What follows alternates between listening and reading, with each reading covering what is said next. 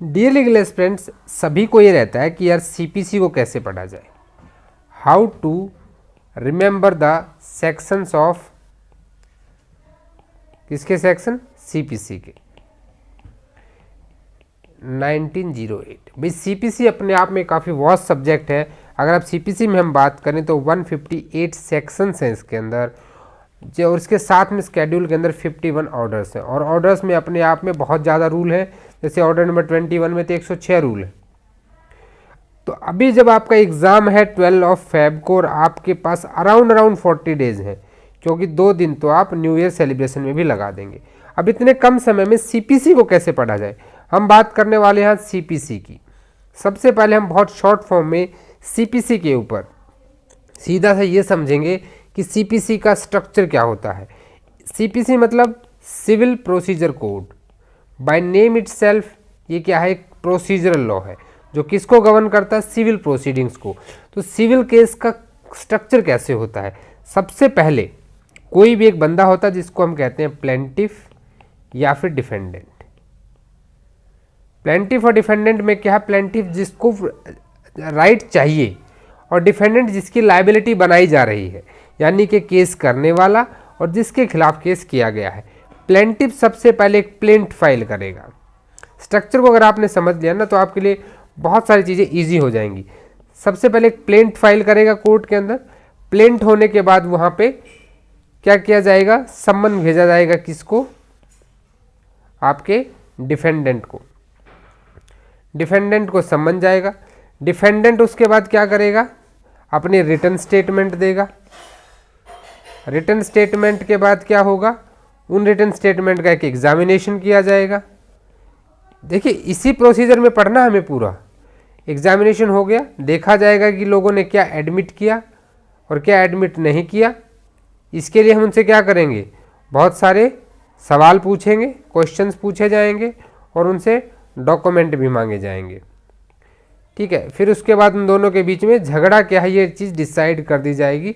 Frame of issues, issue frame होने के बाद या तो हम भाई क्या करेंगे, 2 ऑप्शन हमारे पास रहेंगे, या तो हम फर्स्ट हियरिंग में ही क्या करेंगे, मैटर को सोल्व क्या कर देंगे, डिस्पोज ऑफ कर देंगे, या फिर दूसरा ऑप्शन क्या रहेगा, हम विटनेसेस को बुलाएंगे। अब विटनेस को कैसे बुलाएंगे, अगेन सम्मन देंगे। अब विटनेस जेल में है तो भैया फिर जेल के लिए अलग तरीका होगा सम्मन देने का। अब जब आपने सम्मन दे दिया तो यहाँ के बाद हो जाता है ट्रायल शुरू।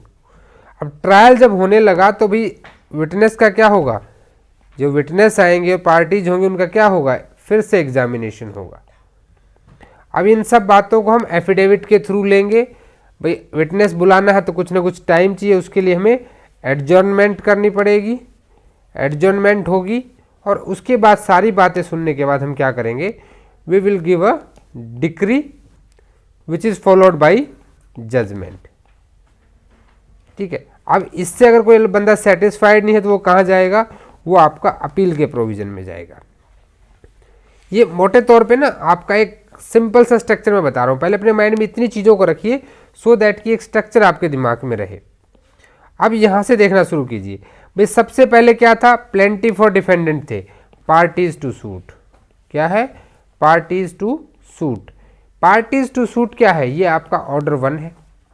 कौन पार्टी बन सकता है, नेसेसरी पार्टी कौन रहेगा, प्रॉपर पार्टी कौन रहेगा, मिस ज्वाइंडर, नॉन ज्वाइंडर, यही सब तो पढ़ना ऑर्डर 1 में। उसके बाद प्लेंट, प्लेंट और आपका रिटर्न स्टेटमेंट, ये क्या है, ये प्लीडिंग है। और ऑर्डर 6 में हम प्लीडिंग्स के बारे में पढ़ेंगे, जनरल क्या होती हैं चीज़ें। ऑर्डर 7 में स्पेसिफिक प्लेंट और ऑर्डर 8 के अंदर प्लेंट आपकी रिटर्न स्टेटमेंट, जिसमें आपको 30 डेज का टाइम मिलता है, जिसको 60 डेज तक और बढ़ा सकते हैं, 60 डेज प्लस दे सकते हैं, यानी टोटल 90 डेज हो जाएगा। 90 डेज में उसको देना है। सम्मन टू डिफेंडेंट ऑर्डर 5 में दस्ती सम्मन दे देंगे। ऑर्डर 5(9)(a) रूल 9(a) कैसे सम्मन दिए जाएंगे, अडल्ट मेंबर को दिए जाएंगे। सीआरपीसी में हम कह रहे थे कि अडल्ट मेल मेंबर होना चाहिए, यहाँ पे क्या मेल मेंबर का रोल रहेगा। भाई ऑर्डर 10 के अंदर एग्जामिनेशन होगा, ऑर्डर 12 के अंदर उसका एडमिशन देखा जाएगा, ऑर्डर 11 में और 13 में discovery and inspection and documents की बात करेंगे, ऑर्डर 14 में हम इशू फ्रेम कर देंगे ऑर्डर 15 में फर्स्ट हियरिंग पर डिस्पोजल, 16 में समन टू विटनेस, 16A में अगर से हमारा विटनेस जेल में है, और उसके बाद 17 में करेंगे एडजर्नमेंट, 18 में करेंगे एग्जामिनेशन, चीज़ों को लेंगे 19 में एफिडेविट के ऊपर, और भैया 20 में दे देंगे डिक्री, और 20A में डाल देंगे कॉस्ट। ठीक है, और इसी को एग्जीक्यूट करा देंगे 21A में। ठीक है, इसके बाद भी बहुत सारे प्रोविज़न है, ऐसा नहीं है कि इतना ही है। 41 से लेकर के 45 ऑर्डर्स एंड सेक्शंस 96 से 112 तक, इसमें हम अपील के प्रोविज़न पढ़ेंगे। इस पूरी स्ट्रक्चर को ही याद करके चले जाओ, मैं कह रहा हूँ CPC में आपका 80% काम हो गया। 80%।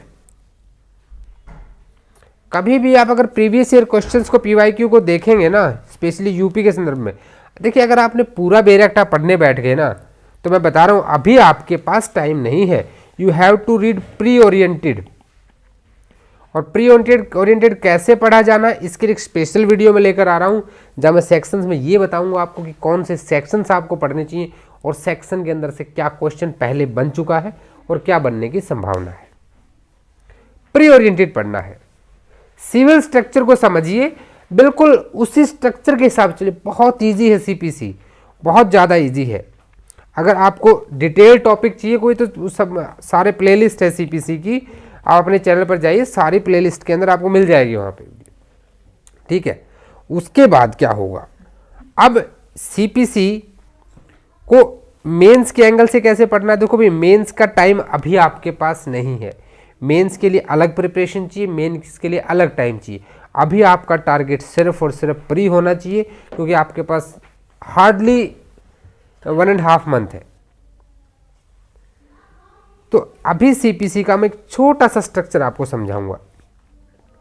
जितना ट्रायल वाला पोर्शन है ना, ट्रायल वाला पोर्शन वो जरूर कवर कीजिएगा। सेक्शंस 1 से लेके 8 तक ये बात करता है सिर्फ और सिर्फ आपके किसके बारे में, बेसिक जनरल चीज़ें। 1 में शॉर्ट टाइटल एक्शन, 2 में जो डेफिनेशन क्लोज है ना, इसको जरूर पढ़िएगा। और 3 से लेके 8 तक इंडेक्स बेस्ड आपको पता होना चाहिए। अब 9 से लेकर के 33 तक, जहाँ तक डिक्री और जजमेंट आ जाती है, वहाँ तक के सारे सेक्शंस आपको पता होना चाहिए। स्पेशली ज्यूरिसडिक्शन से रिलेटेड 15 से लेके 20 तक, ये सारे सेक्शन आपको जरूर क्लियर होने चाहिए। ऑर्डर 1 से लेकर के ऑर्डर 21 तक जरूर पढ़ें। ऑर्डर 36, 37, 38, 39, 40 ये जरूर पढ़ें। 41 से 45 अपील वाला जरूर पढ़ें। इतना भी अगर आपने कर लिया ना, 21 को पूरा पढ़ने की जरूरत नहीं, 106 रूल हैं इसके अंदर, वो भी हम आपको बताएंगे कितना पढ़ना है। बट मैं जस्ट आपको एक बेसिक चीज़ बता रहा था कि CPC को कैसे पढ़ा जाना चाहिए।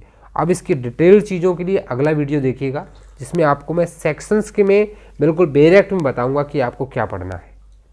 जुड़े रहिए MK लीगल शिक्षा के साथ। मिलते हैं नेक्स्ट वीडियो में, तब तक के लिए जय हिंद, जय भारत।